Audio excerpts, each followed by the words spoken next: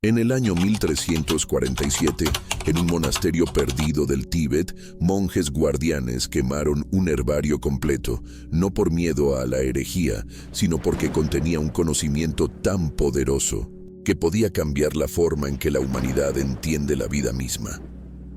Hoy, ese conocimiento regresa. Bienvenido a Biblioteca Prohibida. Este no es un audiolibro común. Es un manuscrito rescatado del olvido, donde cada palabra fue escrita no con tinta, sino con aroma, savia y alma. En los próximos 12 capítulos descubrirás plantas que cambiaron la historia de la sanación. La muña andina que los sabios usaban para calmar tormentas interiores, y hoy la ciencia confirma su poder ansiolítico. La ruda mediterránea que protegía hogares ancestrales, y que la medicina moderna valida como escudo antimicrobiano.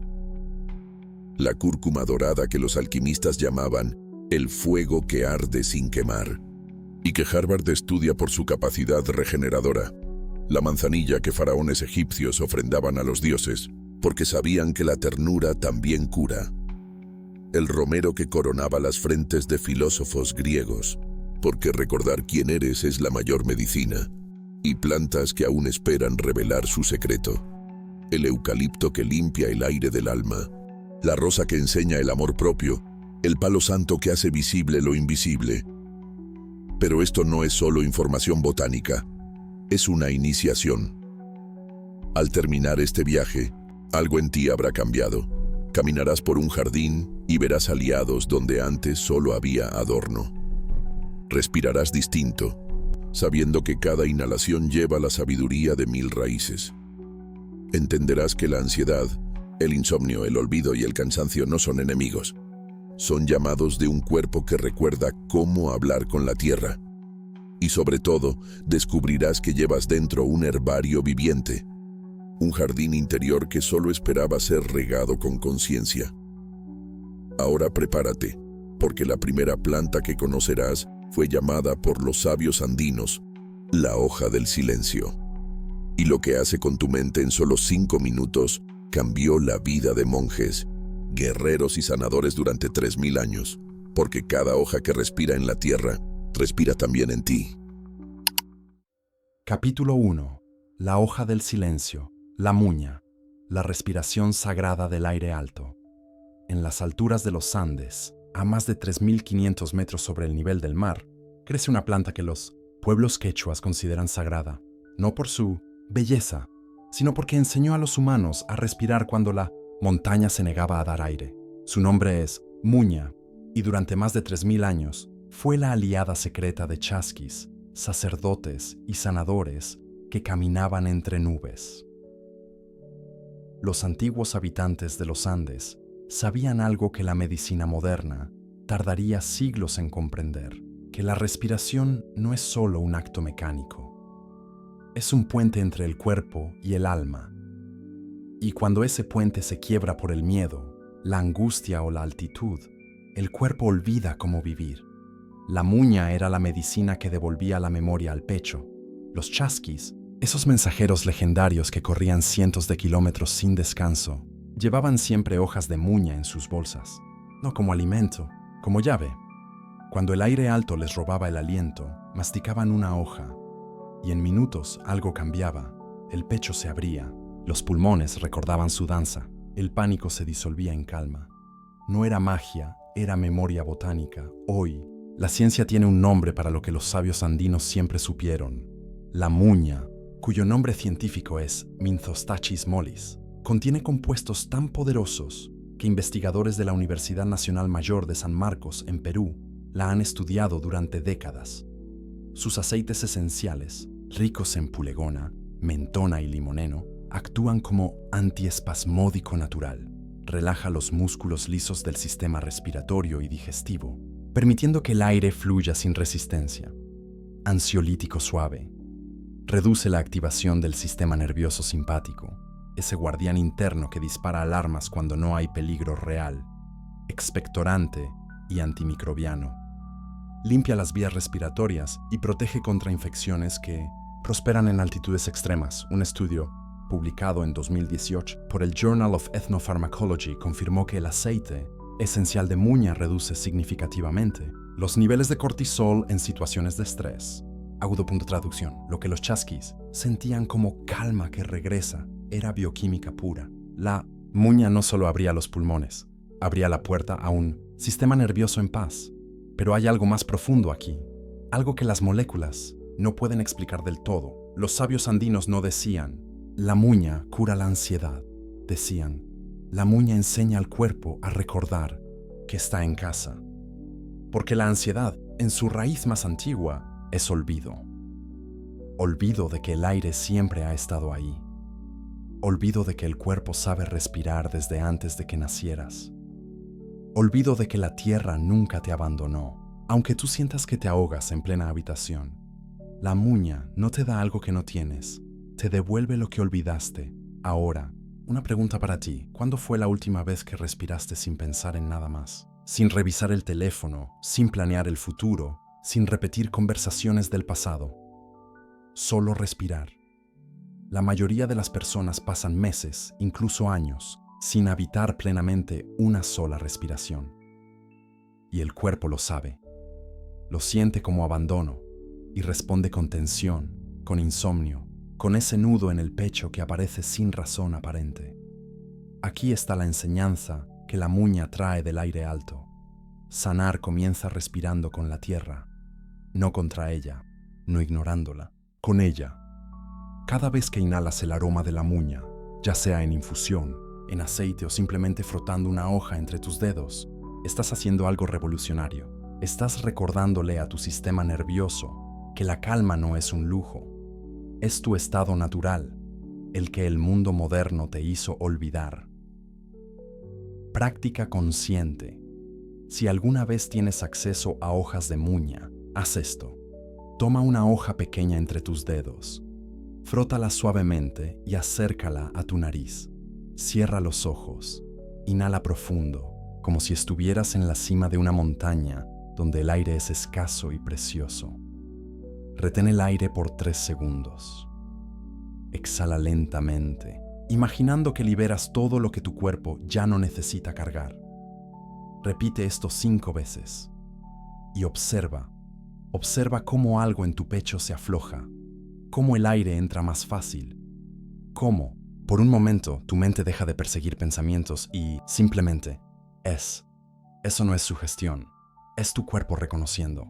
Un lenguaje que habló durante milenios. La muña no te pide que creas en ella, solo te pide que respires, y en ese respiro recordarás algo que siempre supiste. Que el silencio más profundo no está fuera, está en el espacio entre una inhalación y una exhalación. Ahí, en ese umbral invisible, vive la paz que nunca se fue. Solo esperaba que volvieras a buscarla, porque cada hoja que respira en la tierra, respira también en ti. Capítulo 2. El escudo invisible, la ruda, la protectora del alma y del hogar. Desde los templos griegos hasta las casas andinas, desde los jardines persas hasta los patios mediterráneos, esta planta de hojas verde azuladas ha sido plantada, colgada y quemada con una sola intención: crear un escudo invisible entre el alma y aquello que la amenaza. Pero aquí está el secreto que pocos entienden. La verdadera protección no es contra fuerzas externas, es contra el olvido de tu propio poder. En la antigua Grecia, la ruda era llamada peganón, la planta del arrepentimiento y la purificación. Los filósofos estoicos la consideraban sagrada porque enseñaba una verdad incómoda: que la mayor parte del sufrimiento humano no viene de afuera, viene de adentro, de pensamientos tóxicos repetidos hasta el agotamiento, de emociones enquistadas que envenenan el cuerpo en silencio, de la culpa que carcomía el alma más rápido que cualquier enfermedad física. Hipócrates, el padre de la medicina occidental, prescribía ruda para despejar los vapores oscuros del corazón. No hablaba de metáforas, hablaba de lo que hoy llamamos somatización, el cuerpo enfermando porque el alma no ha sido escuchada. Siglos después, en los Andes y en el Mediterráneo, las abuelas plantaban ruda en la entrada de sus casas, no por superstición ciega, sino porque habían observado algo real. Donde crecía la ruda, ciertos insectos no entraban, ciertas energías pesadas no se quedaban, ciertos visitantes con malas intenciones no regresaban. Magia, no sabiduría empírica que la ciencia tardaría siglos en traducir. Hoy, los laboratorios tienen un lenguaje para lo que las abuelas siempre supieron. La ruda, cuyo nombre científico es Ruta graveolens, contiene un arsenal químico tan sofisticado que investigadores de todo el mundo aún la estudian con asombro. Rutina y quercetina, flavonoides con propiedades antiinflamatorias y antioxidantes que protegen las células del daño oxidativo. En otras palabras, combaten el envejecimiento celular causado por estrés crónico. Alcaloides como la graveolina, compuestos que actúan como relajantes musculares y reguladores del sistema nervioso autónomo, reducen la respuesta de pelea o huida que mantiene al cuerpo en alerta permanente. Aceites esenciales antimicrobianos. El aroma de la ruda no solo es intenso, es literalmente hostil para bacterias, hongos y ciertos parásitos. Un estudio de 2017 publicado en Phytotherapy Research confirmó su efecto antibacteriano contra cepas resistentes a antibióticos comunes. Propiedades emenagógicas y hormonales. La ruda ha sido usada tradicionalmente para regular ciclos menstruales irregulares, porque sus compuestos interactúan con receptores hormonales. Por esta misma razón, está contraindicada durante el embarazo. La ciencia moderna confirma, la ruda no solo protege simbólicamente, protege bioquímicamente, pero hay una capa más profunda, una que los instrumentos no pueden medir, pero que millones de personas han sentido en carne propia. Los sabios antiguos no decían, la ruda aleja lo malo, decían, la ruda te recuerda quién eres cuando olvidas tu propia fuerza. Porque la verdadera protección nunca fue un amuleto externo. Fue siempre el acto de reconocer que llevas dentro algo que no puede ser invadido. Tu esencia. Piensa en esto por un momento. ¿Cuántas veces has sentido que algo malo entra a tu vida? ¿Cuántas veces has culpado a energías externas, a personas tóxicas, a mala suerte? Ahora pregúntate esto.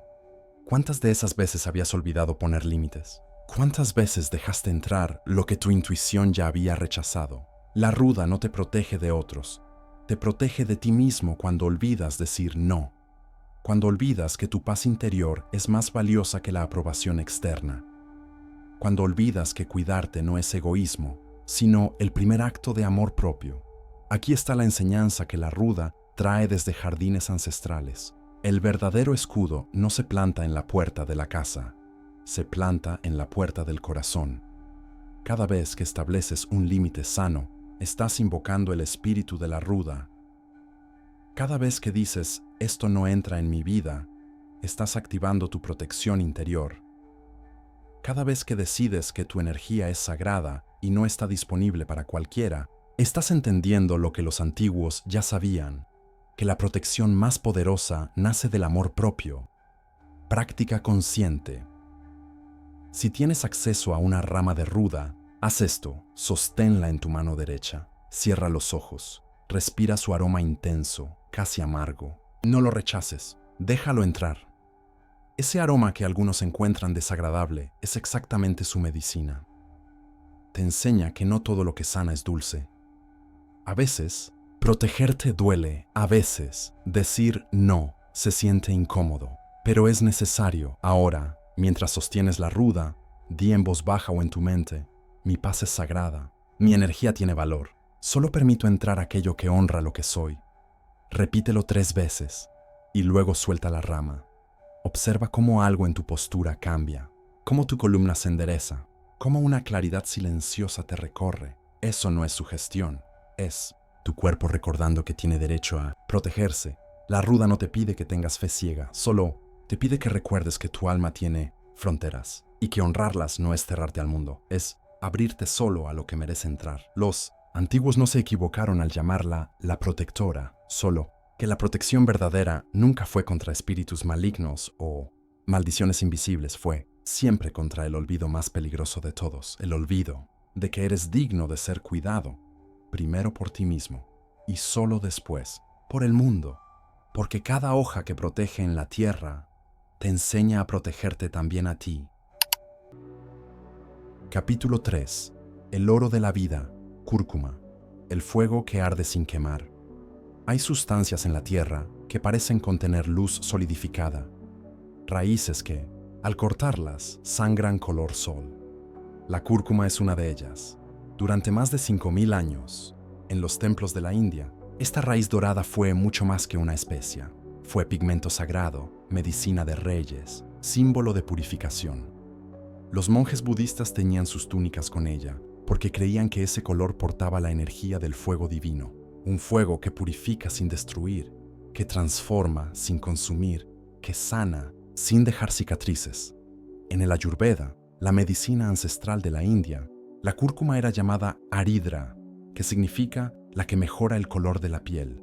Pero no hablaban solo de belleza externa, hablaban de algo más profundo, el resplandor que emana de un cuerpo que ha dejado de inflamarse contra sí mismo.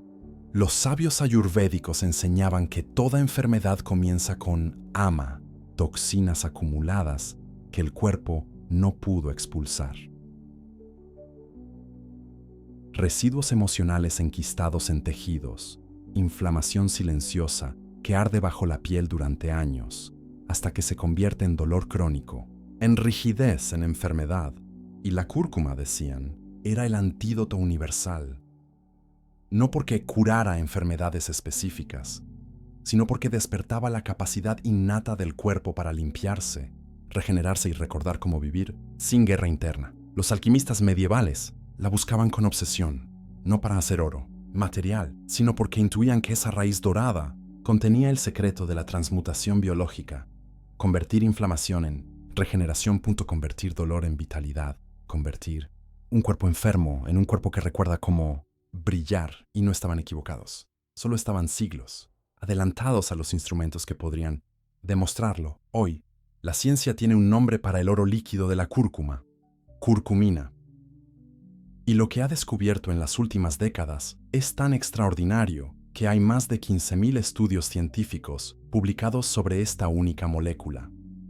La curcumina, el compuesto activo de la cúrcuma longa, es uno de los antiinflamatorios naturales más poderosos conocidos por la ciencia moderna. Antiinflamatorio de amplio espectro, inhibe las citoquinas proinflamatorias, IL-6, TNF-alfa, que desencadenan inflamación crónica. Un estudio de 2012 en la Universidad de Arizona demostró que su efecto antiinflamatorio es comparable al de medicamentos farmacéuticos, pero sin los efectos secundarios gastrointestinales. Antioxidante potente. Neutraliza radicales libres y activa enzimas antioxidantes endógenas. Protege las células del daño oxidativo que acelera el envejecimiento y la degeneración. Neuroprotector. Cruza la barrera hematoencefálica y estimula la producción de BDNF, factor neurotrófico derivado del cerebro, una proteína esencial para la salud neuronal. Investigaciones de UCLA en 2018 mostraron que la curcumina mejora la memoria y reduce marcadores de neurodegeneración. Regulador metabólico. Mejora la sensibilidad a la insulina y ayuda a regular el metabolismo de grasas y glucosa. Un metaanálisis de 2019 confirmó su efecto en la reducción de marcadores inflamatorios asociados a síndrome metabólico. Regenerador celular. Activa genes relacionados con la reparación del ADN y la autofagia celular, el proceso por el cual las células eliminan componentes dañados y se regeneran. La ciencia moderna confirma: la cúrcuma no es solo una especia, es medicina molecular, de quinta generación, pero hay algo que las moléculas no capturan del todo, algo que los monjes budistas entendieron sin microscopios. La cúrcuma no solo reduce inflamación física, reduce inflamación existencial. Déjame explicarte. Piensa en cuántas veces tu cuerpo se inflama no por una bacteria o un virus, sino por estrés crónico, por preocupaciones que rumias durante meses, por emociones que no expresaste y quedaron atrapadas en tus tejidos, por la rabia contenida, la tristeza no llorada, el miedo sostenido como armadura. Todo eso, el cuerpo lo traduce en inflamación, porque el cuerpo no distingue entre una herida física y una herida emocional. Para él, todo dolor es químico, y toda química sin resolver arde.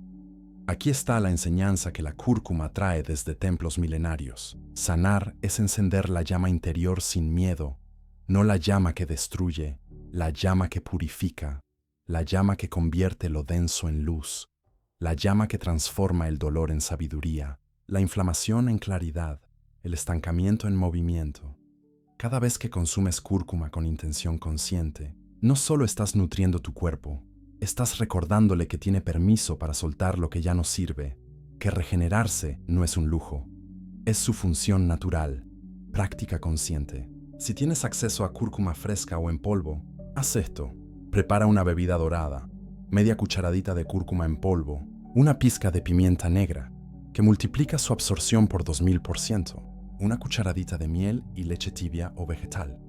Mientras la preparas, sostén la taza entre tus manos, observa su color, ese dorado profundo.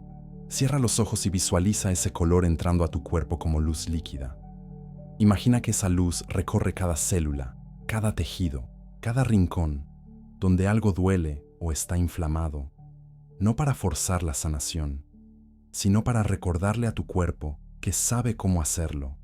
Bebe despacio, conscientemente, y mientras bebes, repite en silencio: mi cuerpo recuerda cómo brillar, mi inflamación se convierte en luz, suelto lo que ya no soy. La cúrcuma no te pide que creas en milagros, solo te pide que recuerdes que tu cuerpo ya es el milagro, que cada célula tuya tiene el código de la regeneración grabado en su núcleo, que cada inflamación es una invitación, no a luchar contra tu cuerpo, sino a escucharlo. Los alquimistas buscaban oro fuera. La cúrcuma te enseña que el oro siempre estuvo dentro, esperando que dejaras de luchar contra ti mismo, esperando que entendieras que sanar no es vencer al cuerpo, es, por fin, hacerle el honor de escucharlo, porque cada raíz que arde en la tierra te enseña a arder también sin destruirte. Capítulo 4. La flor de la calma, manzanilla, la pequeña flor que enseñó a la guerra a dormir. En el antiguo Egipto, los faraones la ofrecían al dios Ra, el sol que todo lo ve, porque creían que esa pequeña flor blanca contenía un secreto, el poder de devolver la paz a quienes habían olvidado cómo descansar, soldados que regresaban de batallas con los ojos abiertos en mitad de la noche, sacerdotes que velaban los templos con la mente febril de pensamientos sin pausa, madres que cargaban el peso del mundo en sus hombros y olvidaban que se sentía dormir sin miedo. Para todos ellos, la manzanilla era el susurro que la tierra enviaba cuando el alma gritaba demasiado fuerte. Los griegos la llamaron kamaimelon, manzana de tierra, porque su aroma, dulce y herbal, recordaba a manzanas maduras cayendo sobre el suelo. Pero los médicos griegos sabían que su verdadero poder no estaba en el perfume. Estaba en lo que ese perfume hacía con el sistema nervioso. Dioscórides, el médico que acompañó a los ejércitos romanos, escribió en su tratado de materia médica: la manzanilla calma las fiebres del cuerpo y las tempestades de la mente. No hablaba de metáforas, hablaba de lo que observaba en soldados traumatizados, que una infusión de esas flores pequeñas los devolvía, aunque fuera por unas horas, a la versión de sí mismos que aún recordaba la ternura. Siglos después, en monasterios medievales, los monjes cultivaban jardines enteros de manzanilla, no para venderla, sino porque habían descubierto algo radical, que la ternura también cura, que no toda medicina debe ser amarga, invasiva o dolorosa, que a veces la sanación más profunda llega en forma de una taza tibia sostenida entre las manos, de un aroma que no exige nada, de una flor que no juzga por qué estás roto, solo te invita a descansar mientras te recompones. Hoy, la ciencia tiene un lenguaje preciso para lo que los antiguos intuían.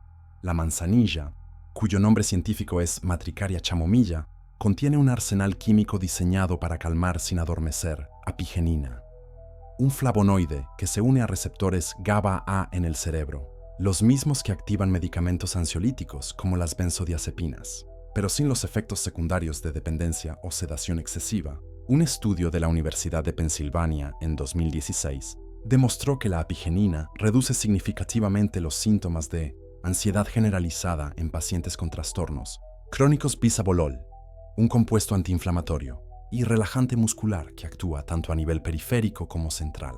Calma espasmos digestivos, tensión muscular y reduce la hiperactividad del sistema nervioso autónomo. Matricina, precursor del camazuleno, con propiedades antiinflamatorias profundas que reducen irritación en mucosas digestivas y respiratorias. Por eso, la manzanilla calma tanto el estómago ansioso como la garganta tensa. Aceites esenciales sedantes, que actúan sobre el eje hipotálamo-hipófisis adrenal, reduciendo la producción de cortisol y permitiendo que el cuerpo salga del modo alerta permanente. Un metaanálisis publicado en 2019 en Phytomedicine concluyó que la manzanilla es efectiva como tratamiento complementario para trastornos de ansiedad leve a moderada, mejorando la calidad del sueño sin efectos adversos significativos. La ciencia moderna confirma, la manzanilla no es un placebo floral, es neurofarmacología botánica. Pero hay algo más profundo aquí, algo que los receptores cerebrales no explican del todo. Los monjes medievales no decían, la manzanilla reduce el cortisol.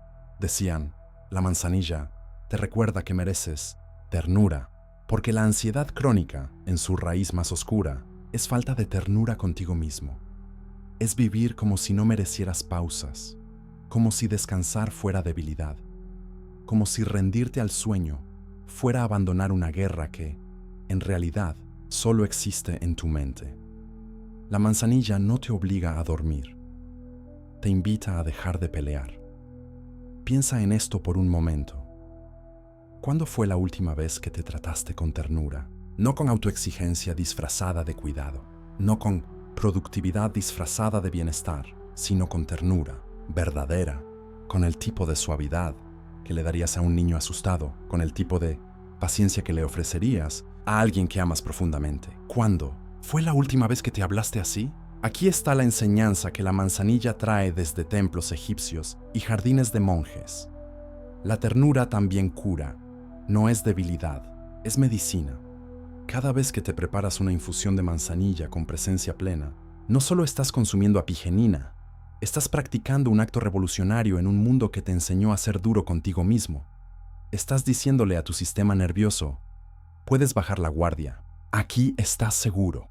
Estás recordándole a tu cuerpo que no todo es urgencia, que existe, todavía, una posibilidad de la calma. Práctica consciente. Si tienes acceso a flores de manzanilla, haz esto. Prepara una infusión con agua recién hervida. Usa una cucharada de flores secas o 3 flores frescas. Mientras el agua cae sobre las flores, observa cómo se abren, cómo liberan su aroma en espirales doradas. Cubre la taza. Deja reposar 5 minutos. Luego, antes de beber, sostén la taza cerca de tu rostro. Cierra los ojos. Inhala el vapor. Y mientras lo haces, repite en silencio o en voz baja. Merezco descansar. Merezco ternura. Mi cuerpo puede soltar lo que carga. Bebe despacio, muy despacio. Cada sorbo es un permiso. Permiso para dejar de luchar. Permiso para sentir que el mundo no colapsa si te detienes. Permiso para recordar que la calma no es un lujo. Es tu derecho de nacimiento. La manzanilla no te pide que resuelvas nada. Solo te pide que, por un momento, dejes de intentarlo, que sueltes el control, que confíes en que tu cuerpo sabe cómo encontrar el camino de regreso al descanso. Los faraones egipcios no se equivocaron al ofrecerla al dios del sol, solo que no era una ofrenda para un dios externo, era un recordatorio que dentro de ti también hay luz y que esa luz brilla más cuando dejas de forzarla, cuando permites que la ternura haga lo que la fuerza nunca pudo. Devolverte a ti mismo, porque cada flor que calma en la tierra te enseña a calmarte también a ti. Capítulo 5. La luz azul del alma, lavanda, donde el alma respira paz.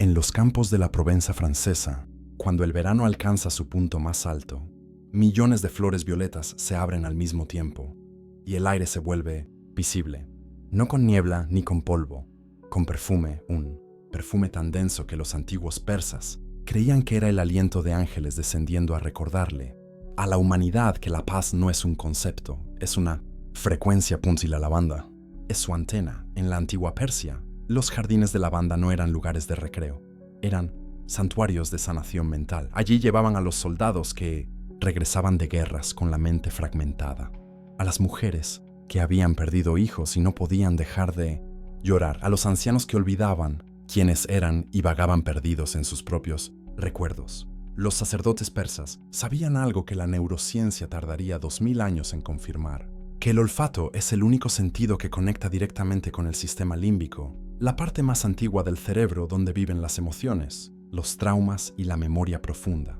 y que ciertos aromas, como el de la lavanda, podían reescribir patrones emocionales sin necesidad de palabras, sin terapia, sin explicaciones, solo con inhalación consciente. Los romanos fueron más pragmáticos, pero no menos sabios. Llevaban lavanda a sus baños públicos y le dieron nombre: lavare. Lavar no porque limpiara el cuerpo, sino porque limpiaba lo invisible, el cansancio del alma, la tensión acumulada, el ruido mental que no dejaba espacio para el silencio.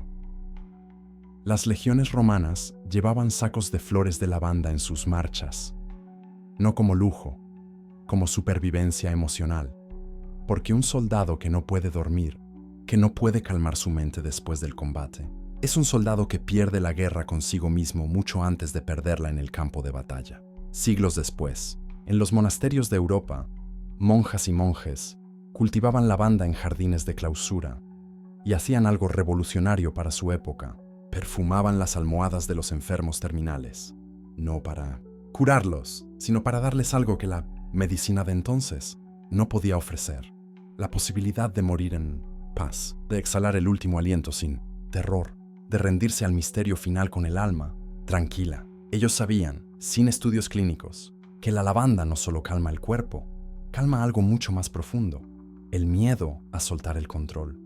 Hoy, la ciencia tiene instrumentos para medir lo que los antiguos sentían. La lavanda, cuyo nombre científico es Lavandula angustifolia, es una de las plantas más estudiadas en neurociencia del olfato. Linalool y acetato de linalilo, compuestos volátiles que actúan como ansiolíticos naturales. Estudios de la Universidad de Kagoshima en Japón, 2018, demostraron que inhalar linalool reduce la actividad de la amígdala, la región cerebral responsable de la respuesta de miedo y ansiedad. Reducción de cortisol. Un ensayo clínico publicado en Journal of Alternative and Complementary Medicine en 2012 confirmó que la aromaterapia con lavanda reduce los niveles de cortisol salival en un 23% después de solo 15 minutos de inhalación. Mejora de la calidad del sueño. Investigaciones de la Universidad de Southampton en 2005 mostraron que personas expuestas al aroma de lavanda antes de dormir experimentaron un 20% de aumento en la calidad del sueño profundo, fase REM, sin necesidad de medicación. Efecto sobre el sistema nervioso parasimpático. La lavanda activa el nervio vago, responsable de la respuesta de descanso y digestión, permitiendo que el cuerpo salga del modo de supervivencia y entre en modo de regeneración. Neuroplasticidad emocional.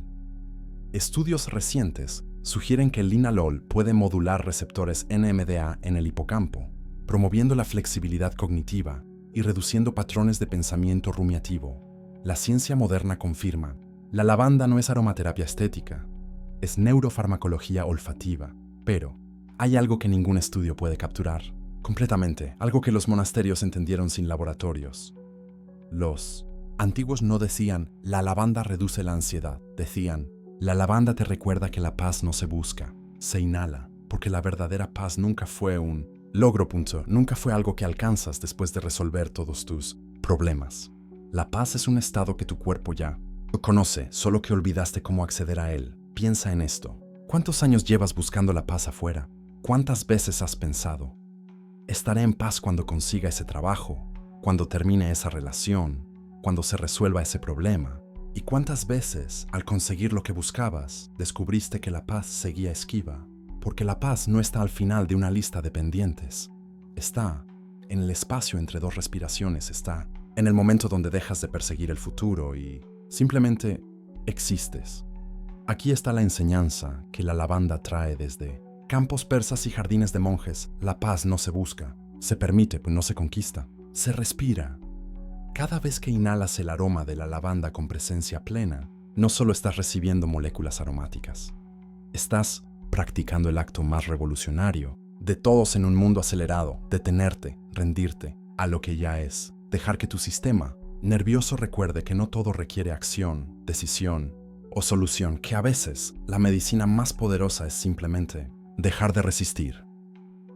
Práctica consciente. Si tienes acceso a aceite esencial de lavanda o flores secas, haz esto. Coloca una gota de aceite en tus muñecas o frota flores secas entre tus palmas.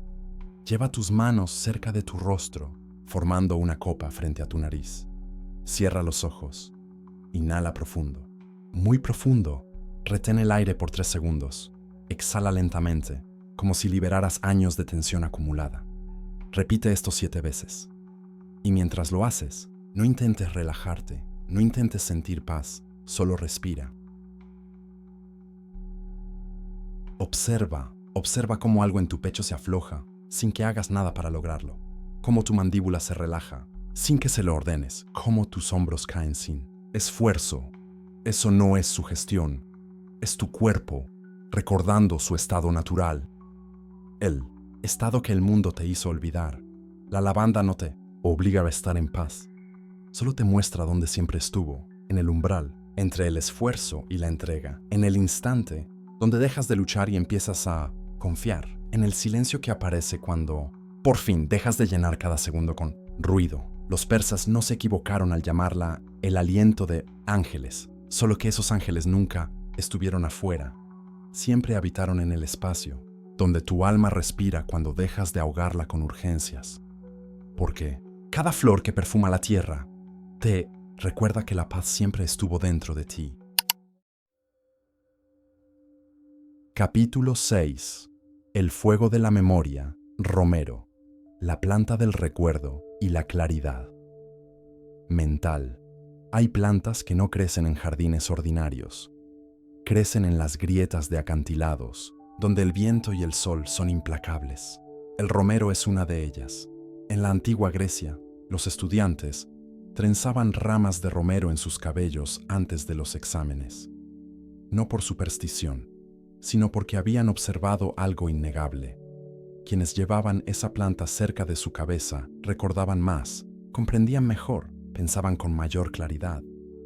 Los filósofos griegos la llamaban la planta de la memoria, y en los templos la quemaban como ofrenda a Mnemósine, la diosa que guardaba todos los recuerdos del universo, porque sabían que recordar no es solo traer información del pasado, es mantener viva la identidad, es no perderte en el olvido de quién eres. Los romanos fueron más lejos. Plantaban romero en las tumbas de sus muertos porque creían que esa planta mantenía viva la memoria del alma, no el cuerpo, el alma.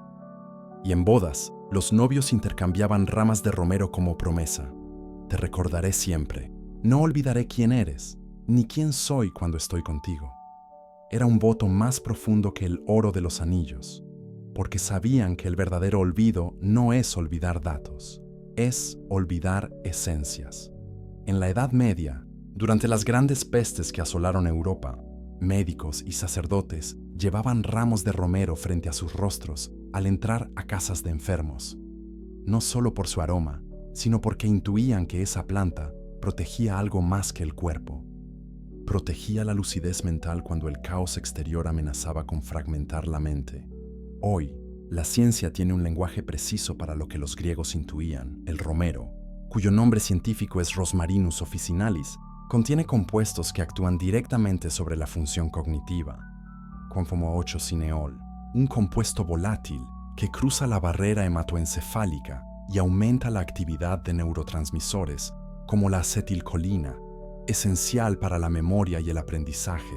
Un estudio de la Universidad de Northumbria en 2012 demostró que inhalar aceite esencial de romero mejora la memoria prospectiva, recordar, hacer algo en el futuro, hasta en un 75% ácido rosmarínico y carnosol, antioxidantes neuroprotectores que reducen el estrés oxidativo en neuronas y protegen contra la degeneración cognitiva.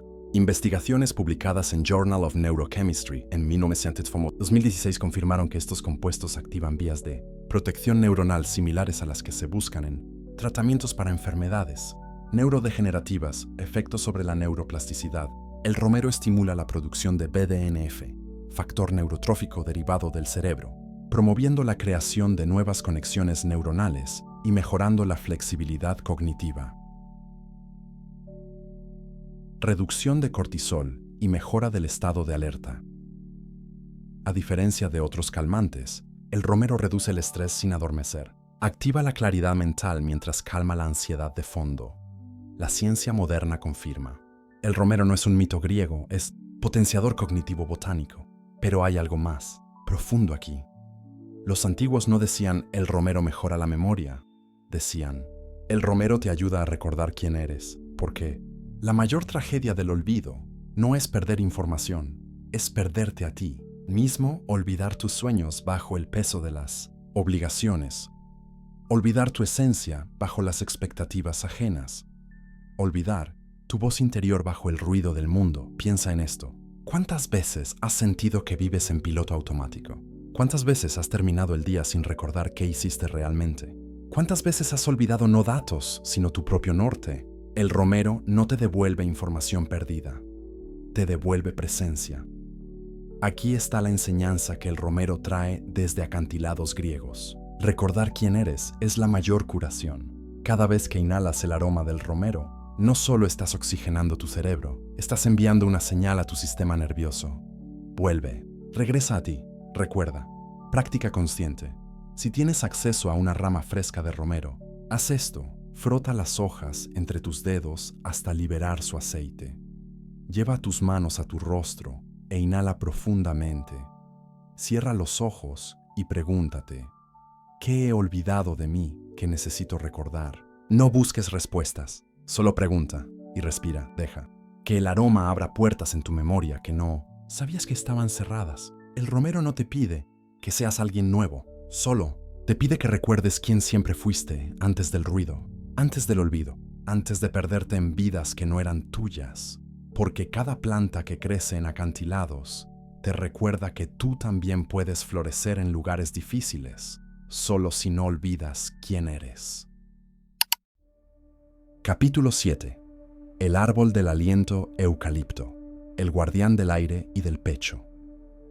En las tierras ancestrales de Australia, los pueblos aborígenes lo llamaban el árbol que respira por nosotros, porque en los días de humo y ceniza, cuando los incendios cubrían el cielo y el aire se volvía imposible de inhalar, las hojas del eucalipto liberaban un aroma tan penetrante que abría los pulmones cerrados por él. Miedo no era magia, era supervivencia botánica. Los aborígenes australianos quemaban hojas de eucalipto en ceremonias de sanación respiratoria, sabiendo que ese humo denso y mentolado no solo limpiaba el pecho, limpiaba algo más profundo, la sensación de ahogo existencial, de no poder respirar bajo el peso de la vida. Cuando los colonizadores europeos llegaron a Australia en el siglo XVIII, trajeron consigo enfermedades que arrasaban poblaciones enteras: malaria, tuberculosis, infecciones respiratorias. Y descubrieron algo asombroso. Los nativos que vivían cerca de bosques de eucalipto sufrían menos enfermedades respiratorias que quienes habitaban en otras regiones. Los científicos de la época no entendían por qué, hasta que comenzaron a estudiar el aire mismo y descubrieron que el eucalipto no solo crece en el paisaje, altera el paisaje químico del aire que lo rodea. Los árboles de eucalipto liberan constantemente aceites esenciales a la atmósfera, creando una especie de escudo aromático que inhibe el crecimiento de bacterias, virus y hongos en el ambiente. Por eso, en el siglo XIX, comenzaron a plantar eucaliptos en pantanos y regiones insalubres de Europa, África y América del Sur. No como decoración, como medicina ambiental, como purificadores vivientes.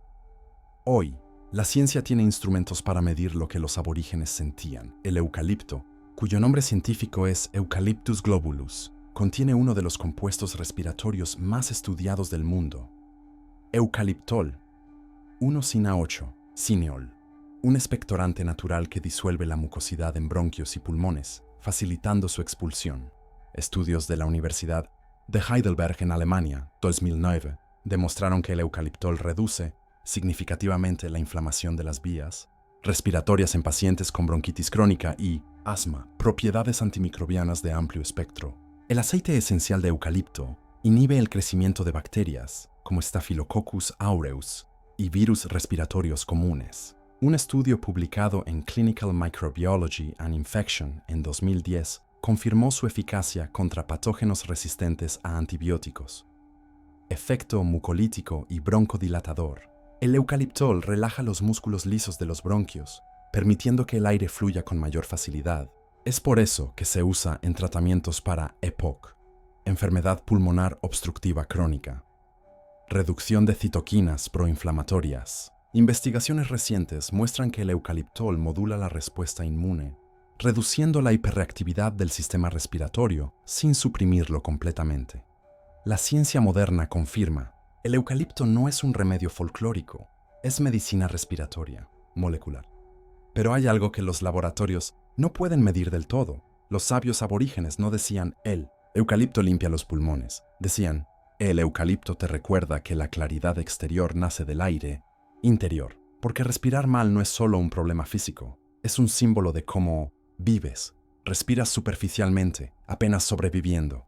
Contienes el aliento cuando estás ansioso, tensando el pecho como si te prepararas para un golpe que nunca llega. Olvidas respirar profundo porque siempre hay algo más urgente que atender. El eucalipto no solo abre tus bronquios, te recuerda que mereces respirar plenamente. Piensa en esto, el oxígeno es el único nutriente que no puedes almacenar.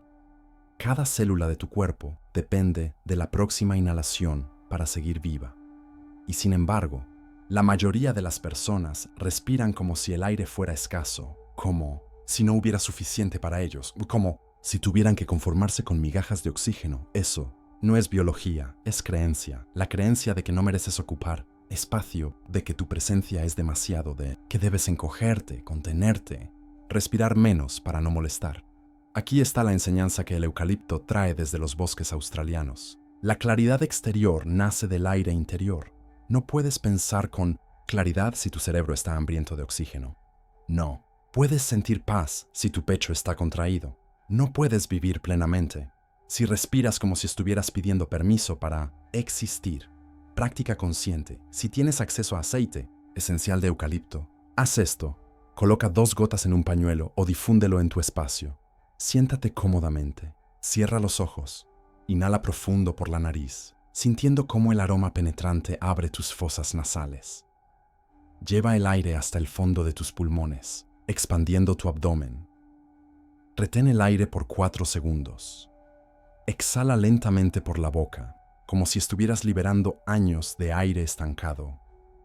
Repite esto 10 veces, y mientras lo haces, repite mentalmente: merezco respirar, merezco ocupar espacio, merezco aire limpio y abundante.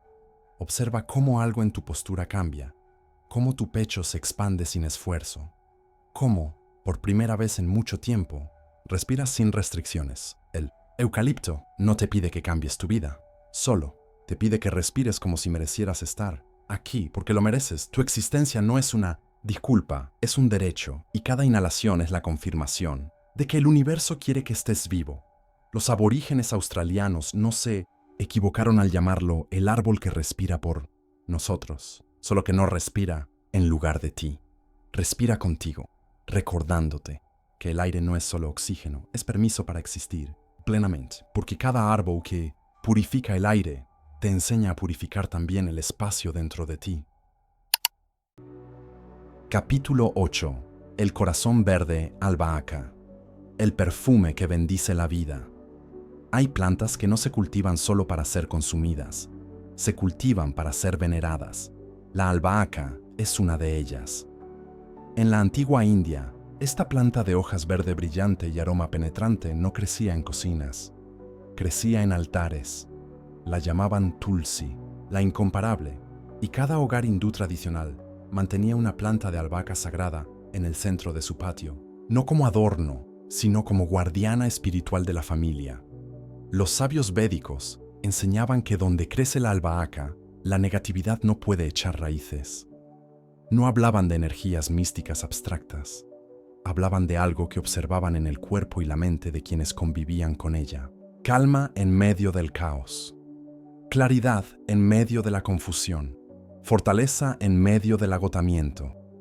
En los textos ayurvédicos de más de 3000 años de antigüedad, la albahaca aparece clasificada como rasayana, una planta rejuvenecedora que no solo trata síntomas, sino que restaura el equilibrio fundamental del organismo.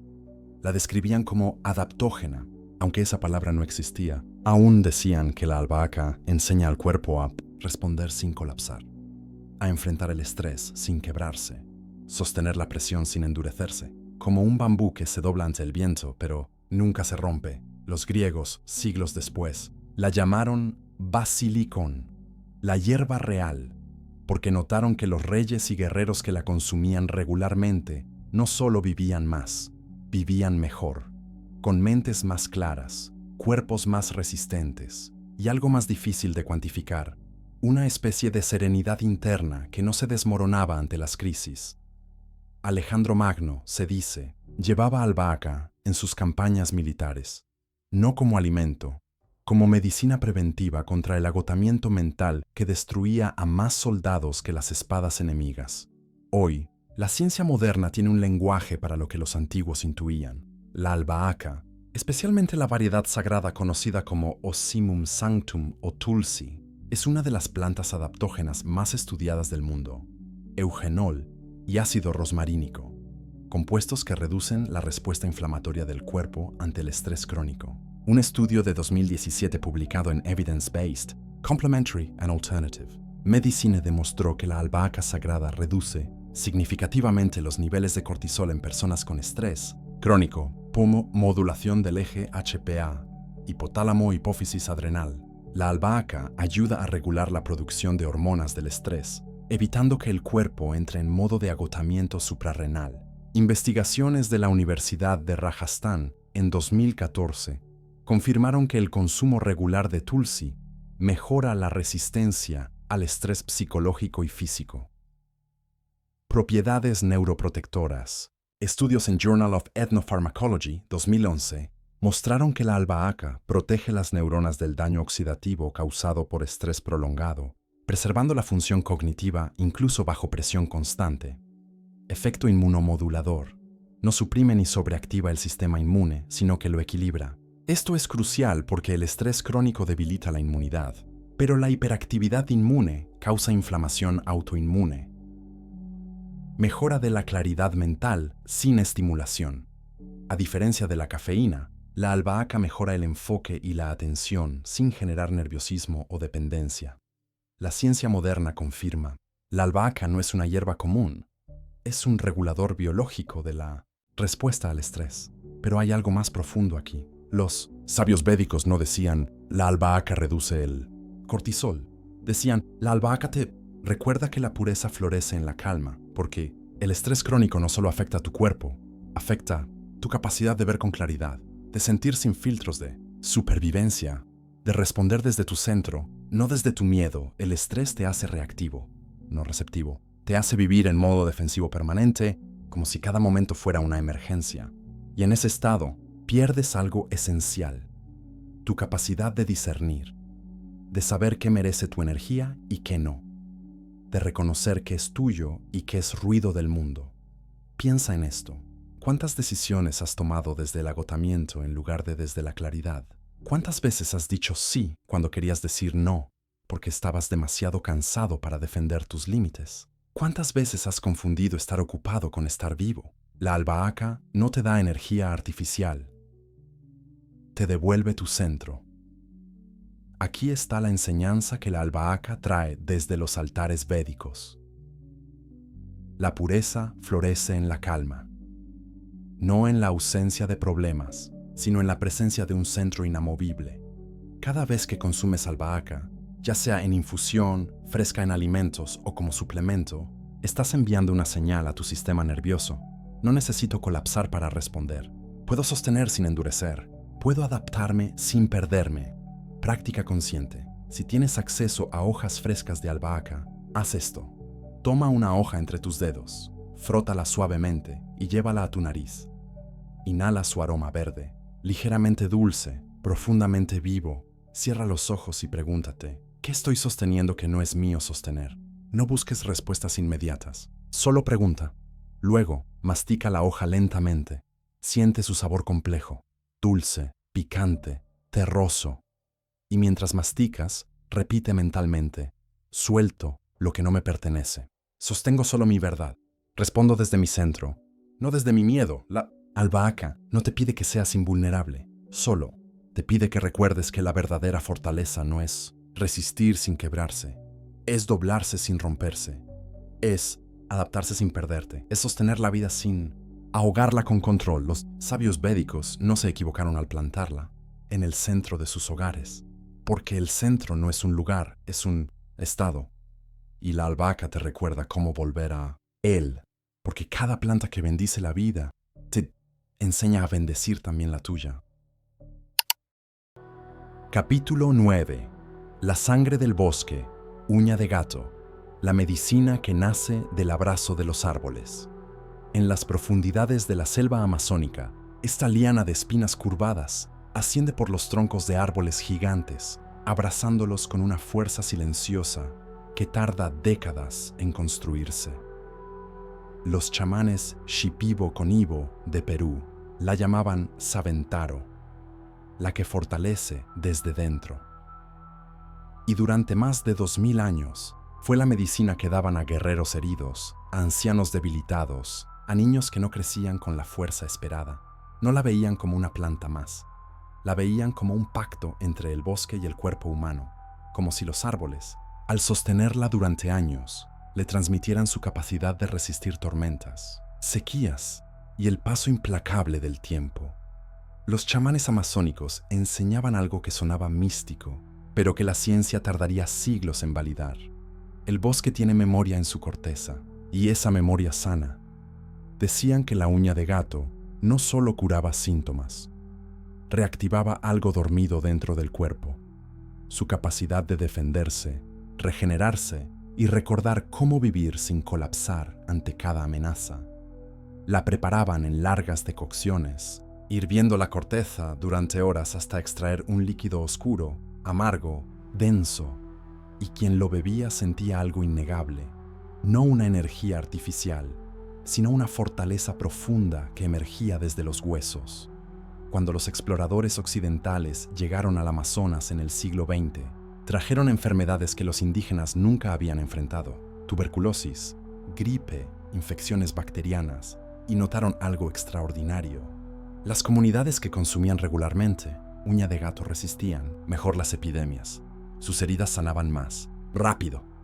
Sus cuerpos no colapsaban ante infecciones que devastaban a otros. Los científicos no entendían cómo, hasta que comenzaron a estudiar la corteza de esa liana misteriosa que trepaba hacia la luz. Hoy, la ciencia tiene instrumentos para medir lo que los chamanes sentían.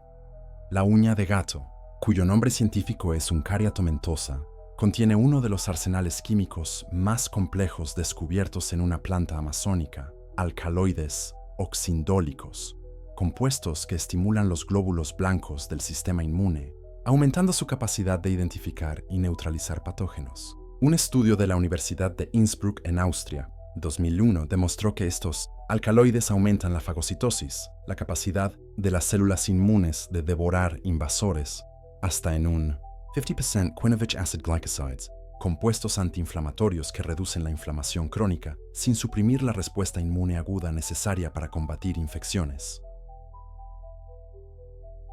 Proantocianidinas, antioxidantes potentes que protegen las células del daño oxidativo y mejoran la reparación del ADN celular. Investigaciones publicadas en Phytomedicine en 2007 mostraron que la uña de gato tiene capacidad inmunomoduladora significativa. Efectos sobre la reparación del ADN. Estudios de 2001 en Mutation Research demostraron que extractos de uña de gato reducen el daño al ADN causado por estrés oxidativo, favoreciendo procesos de reparación celular, propiedades antivirales y antibacterianas. La uña de gato ha mostrado actividad contra virus respiratorios y bacterias resistentes en múltiples estudios in vitro. La ciencia moderna confirma: la uña de gato no es medicina folclórica, es inmunomodulador, botánico de amplio espectro. Pero hay algo que los laboratorios no capturan completamente. Los chamanes amazónicos no decían: la uña de gato fortalece el sistema inmune.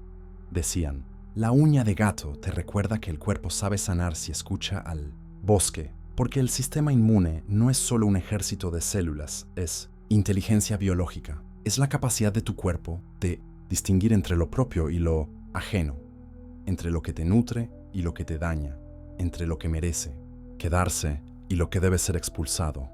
Y cuando esa inteligencia se confunde, el cuerpo enferma, no solo de virus y bacterias, sino de autoataque, de inflamación crónica, de no saber ya qué defender ni de qué defenderse.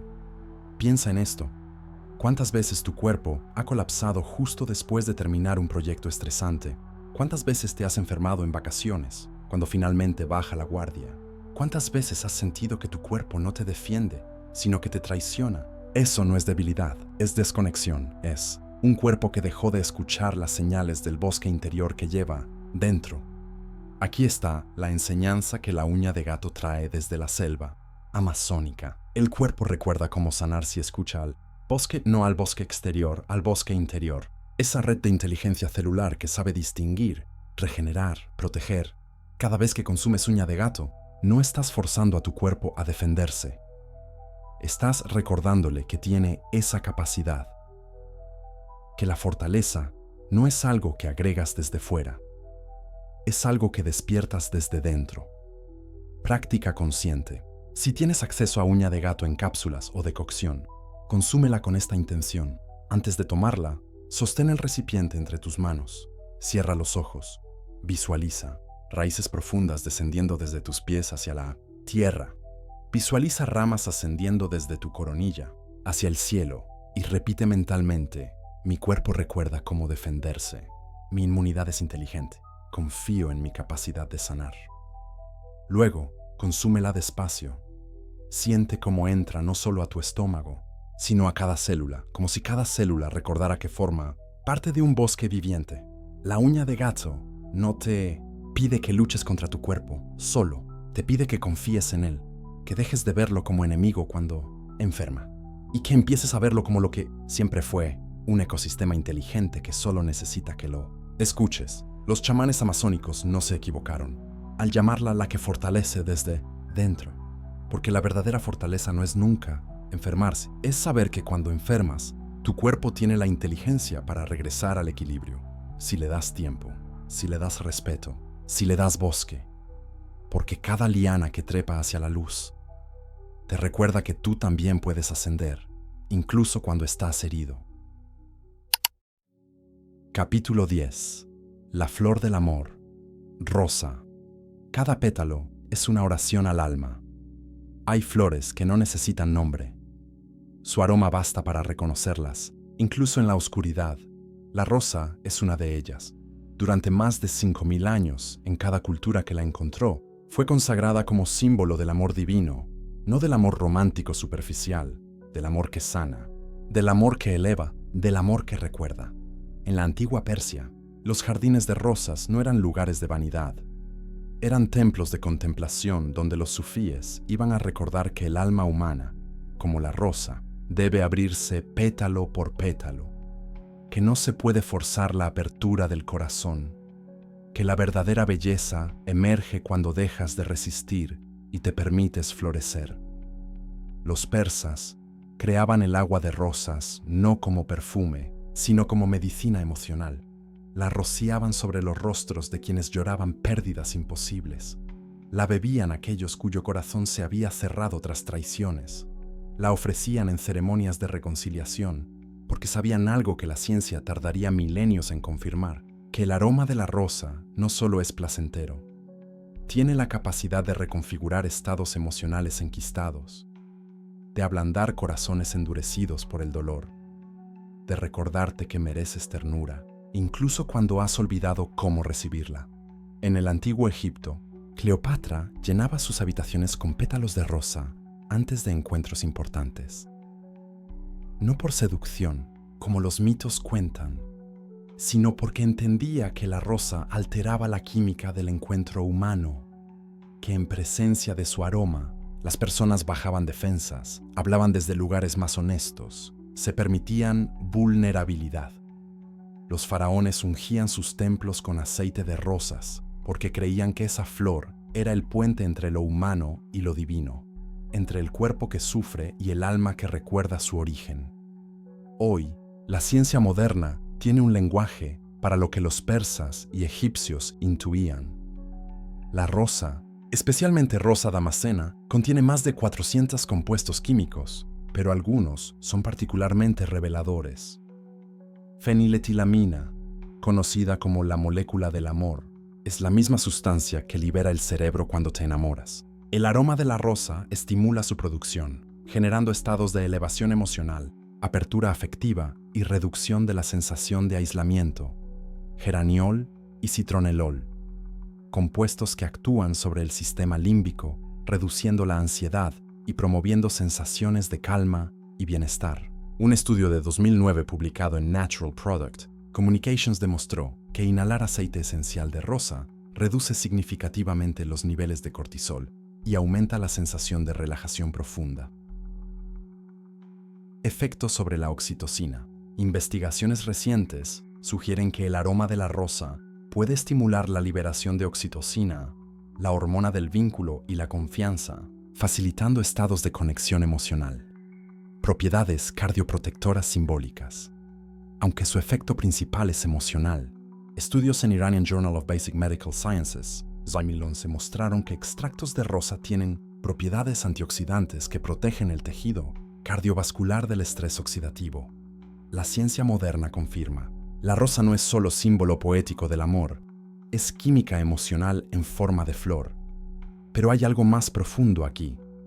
Los sufíes persas no decían «la rosa reduce el cortisol», decían «la rosa te recuerda que amarte es recordar la divinidad interior», porque el amor propio no es egoísmo, es el primer acto de honestidad. Es mirarte sin juicio y decidir que mereces el mismo trato que le darías a alguien que amas profundamente. Y la mayoría de las personas pasan la vida entera sin experimentar eso. Pasan décadas persiguiendo amor afuera mientras tratan su interior con dureza, crítica, abandono. Como si el amor fuera algo que se mendiga, no algo que se cultiva primero dentro. Piensa en esto. ¿Cuántas veces te has hablado con la misma ternura que le hablarías a alguien que amas? ¿Cuántas veces has celebrado tus logros pequeños con la misma emoción que celebras los de otros? ¿Cuántas veces has permitido que tu corazón descanse sin exigirle que sea productivo, útil, funcional? La rosa no te enseña a ser amado, te enseña a amarte. Aquí está la enseñanza que la rosa trae desde jardines persas y templos egipcios. Amarse es recordar la divinidad interior. No es narcisismo, es memoria, es recordar que naciste digno, completo, suficiente, que el mundo te enseñó a dudar de eso, pero que la verdad sigue intacta en algún lugar de tu pecho. Cada vez que inhalas el aroma de una rosa, no estás solo disfrutando un perfume. Estás activando una memoria celular. La memoria de que fuiste creado para florecer, no para marchitarte en la sombra de expectativas ajenas. Práctica consciente. Si tienes acceso a una rosa fresca o aceite esencial de rosa, haz esto. Si es una flor, sostén un pétalo entre tus dedos. Si es aceite, coloca una gota en tu muñeca, llévala a tu nariz y cierra los ojos. Inhala profundo, muy profundo. Y mientras inhalas, coloca tu mano sobre tu corazón. Siente su latido y repite mentalmente, con cada inhalación: soy digno de amor, soy digno de ternura, soy suficiente, tal como soy. Repítelo hasta que algo en tu pecho se ablande, hasta que las lágrimas lleguen o la resistencia se disuelva, hasta que por un instante, aunque sea breve, te creas esas palabras. La rosa no te pide que cambies para merecer amor, solo te pide que recuerdes que ya lo mereces, que siempre lo mereciste, que el único que necesitaba convencerse de eso eras tú. Los sufíes persas pasaban horas contemplando rosas en silencio, no porque fueran bonitas, sino porque en su apertura lenta, pétalo por pétalo, veían un espejo. Así también el corazón humano debe abrirse, sin prisa, sin fuerza, sin expectativas, solo con la confianza de que, cuando es el momento, la apertura es inevitable. Y que detrás de cada capa de protección, siempre estuvo la luz. Porque cada flor que se abre en la tierra te recuerda que tú también puedes florecer desde dentro. Capítulo 11. El árbol del recuerdo, palo santo. El humo que no asciende, sino que recuerda. Hay árboles que no se talan, se esperan. El palo santo es uno de ellos. En las costas de Ecuador y Perú, este árbol de corteza pálida y corazón aromático solo libera su perfume sagrado después de morir naturalmente. No cuando se corta, no cuando se arranca, solo cuando él mismo decide que su tiempo en forma de tronco ha terminado. Los curanderos andinos lo sabían desde hace siglos. El palo santo no da su medicina mientras vive como árbol, la da cuando muere y renace como humo. Era una enseñanza profunda disfrazada de botánica, que solo lo que se suelta voluntariamente tiene poder de transformación, que solo lo que muere en una forma puede nacer en otra, que el verdadero cambio nunca es forzado, es permitido. Los chamanes incas quemaban palo santo en ceremonias de purificación, pero no cualquier purificación. No se trataba de limpiar energías negativas en el sentido superficial que se ha popularizado. Se trataba de algo más radical, purificar la percepción, limpiar los filtros con los que miras la vida cuando el dolor, el trauma o el resentimiento los han empañado. Decían que el humo del palo santo devuelve la mirada original, la mirada con la que naciste, curiosa, asombrada, sin juicios enquistados. La mirada que veía el mundo como un lugar de posibilidades, no de amenazas. En las ceremonias de duelo andinas, cuando alguien moría, quemaban palo santo durante días, no para despedir al muerto, sino para ayudar a los vivos a recordar algo esencial, que la muerte no es el final de la presencia, que hay formas de existir que no requieren cuerpo, que el amor no termina cuando la respiración se detiene.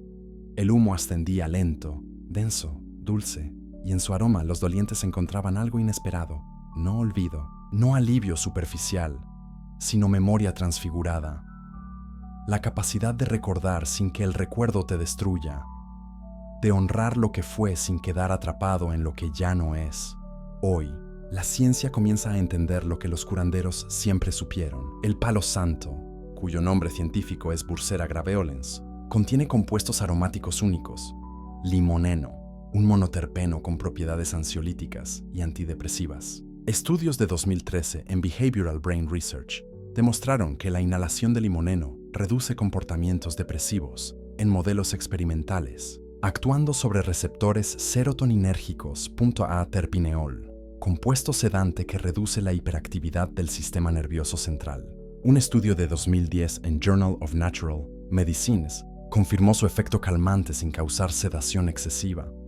Mentofurano y carbona, terpenoides con propiedades antiinflamatorias y relajantes que actúan sobre el sistema límbico, la región cerebral donde se procesan emociones y memorias. Efectos sobre la memoria emocional.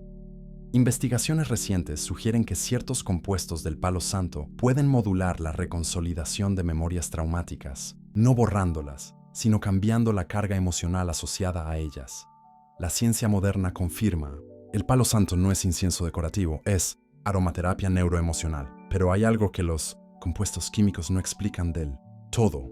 Los curanderos andinos no decían, el palo santo reduce la ansiedad, decían, el palo santo te ayuda a recordar el alma, no, el alma como concepto religioso abstracto, el alma como aquello en ti que permanece intacto bajo las capas de dolor, trauma y adaptación. Esa parte que existía antes de que el mundo te enseñara a tener miedo. Esa parte que seguirá existiendo cuando todo lo demás se haya transformado. Piensa en esto. ¿Cuántas capas de protección has construido sobre tu esencia original? ¿Cuántas máscaras llevas puestas que ya olvidaste que son máscaras? ¿Cuántas veces has actuado desde el miedo, haciéndote creer que actuabas desde la lógica? El palo santo no te quita esas capas. Te ayuda a verlas, a recordar que debajo de todo lo que construiste para sobrevivir, sigue vivo lo que eres realmente. Aquí está la enseñanza que el palo santo trae desde los Andes. Sanar es recordar el alma, no agregarle nada. No convertirte en alguien nuevo, sino quitar las capas de olvido que te separaron de ti mismo. Cada vez que enciendes palo santo y dejas que su humo te rodee, no estás realizando un ritual místico vacío. Estás creando un espacio donde tu sistema nervioso puede bajar la guardia, donde las defensas automáticas pueden descansar por un momento, donde puedes, aunque sea brevemente, recordar quién eras antes de aprender a protegerte. Práctica consciente. Si tienes acceso a una vara de palo santo, haz esto, enciéndela y deja que la llama se apague sola. permitiendo que solo el humo ascienda. Siéntate en silencio. Observa el humo subir en espirales lentas. No hagas nada, solo observa. Y mientras observas, pregúntate, ¿qué he olvidado de mí que necesito recordar? No busques respuestas con la mente. Solo deja que la pregunta flote en el humo. A veces, las respuestas no llegan en palabras. Llegan como sensaciones, como memorias distantes, como una súbita claridad que no puedes explicar pero que reconoces como verdadera. Respira el humo conscientemente y repite mentalmente. Recuerdo quién soy, más allá del dolor, más allá del miedo, más allá de las máscaras. Recuerdo. El palo santo no te pide que cambies, solo te pide que recuerdes. Que debajo de todas las capas de supervivencia, adaptación y protección, siempre estuvo intacto aquello que viniste a hacer. Los curanderos andinos esperaban años, a veces décadas, para que un árbol de palo santo muriera naturalmente, porque entendían algo fundamental, que la verdadera medicina no se arranca, se espera. Que las transformaciones más profundas no se fuerzan, se permiten. Y que el alma humana, como el palo santo, solo libera su perfume más puro cuando dejas de resistir, lo que ya está listo para morir en ti, para que algo más verdadero pueda nacer, porque cada árbol que se transforma en humo te recuerda que tú también puedes renacer desde las cenizas de lo que fuiste. Capítulo 12. La semilla que habla con la luz. La planta maestra, la que une todas las medicinas. Hay plantas que no se nombran con facilidad, porque nombrarlas es limitarlas a una sola forma, cuando en realidad son el eco de todas las formas. Este capítulo no habla de una planta específica, habla del principio que vive en todas ellas. Los chamanes amazónicos lo llamaban la planta maestra, no una especie botánica, sino una conciencia, la inteligencia verde que respira en cada hoja, en cada raíz, en cada flor que ha existido desde que la vida comenzó a fotosintetizar luz.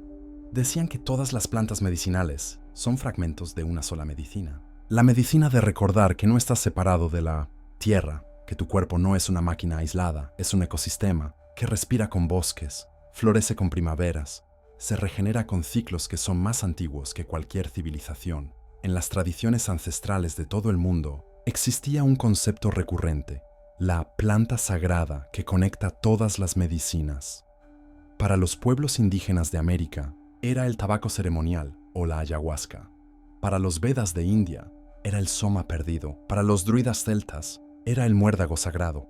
Para los alquimistas medievales, era la hierba philosophorum, la planta que no se encuentra, sino que se comprende. Todos hablaban de lo mismo desde distintos idiomas. Una planta que no cura enfermedades específicas. Cura la fragmentación, la sensación de estar roto, desconectado, perdido en un mundo que no reconoces como tuyo. Hoy, la neurociencia tiene una palabra para lo que los chamanes describían como expansión de conciencia. Neuroplasticidad. La capacidad del cerebro de reorganizarse, crear nuevas conexiones, salir de patrones automáticos que te mantienen atrapado en bucles de pensamiento, emoción y comportamiento. Investigaciones en instituciones como Johns Hopkins y el Imperial College de Londres han demostrado que ciertas sustancias de origen botánico pueden inducir estados de neuroplasticidad profunda. Estados donde el cerebro se vuelve temporalmente moldeable, donde viejas redes neuronales pueden disolverse y nuevas pueden formarse, donde traumas enquistados durante décadas pueden ser procesados en horas, donde la percepción de separación entre yo y mundo se desvanece, revelando una verdad antigua, que siempre fuiste parte de un organismo mayor. Pero este capítulo no te invita a buscar plantas psicoactivas, te invita a comprender el principio que vive en todas las plantas que has conocido en este herbario. Cada una de ellas, desde la muña hasta el palo santo, es un portal de reconexión. La muña te reconecta con tu respiración, la ruda te reconecta con tus límites, la cúrcuma te reconecta con tu capacidad de regenerarte, la manzanilla te reconecta con la ternura, la lavanda te reconecta con la paz que ya está dentro, el romero te reconecta con tu identidad, el eucalipto te reconecta con tu derecho a existir, la albahaca te reconecta con tu centro, la uña de gato te reconecta con tu inteligencia inmune.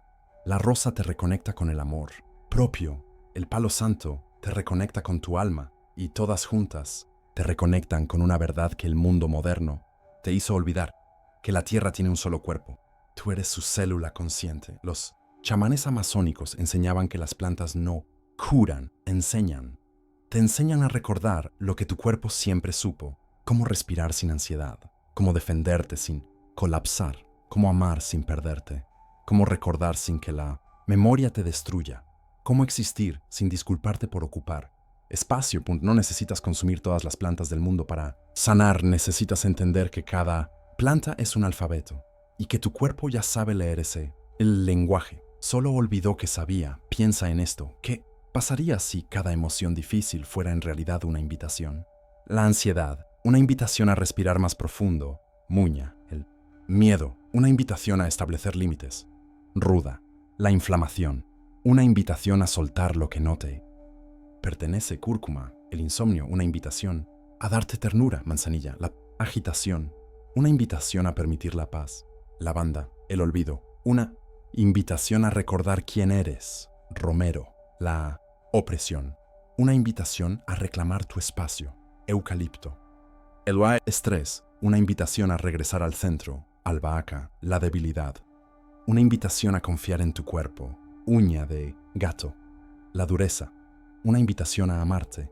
Rosa, la fragmentación, una invitación a recordar el alma. Palo santo, aquí está la enseñanza final que todas las plantas traen. La tierra tiene un solo cuerpo y tú eres su célula consciente.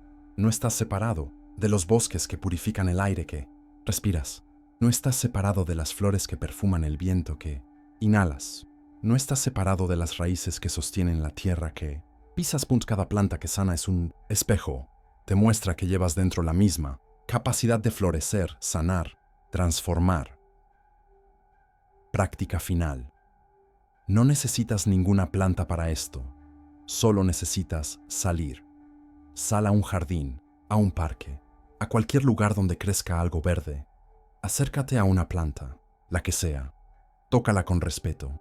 Cierra los ojos y pregúntale en silencio, ¿qué viniste a enseñarme? No esperes palabras. Espera sensaciones, intuiciones, claridades, súbitas.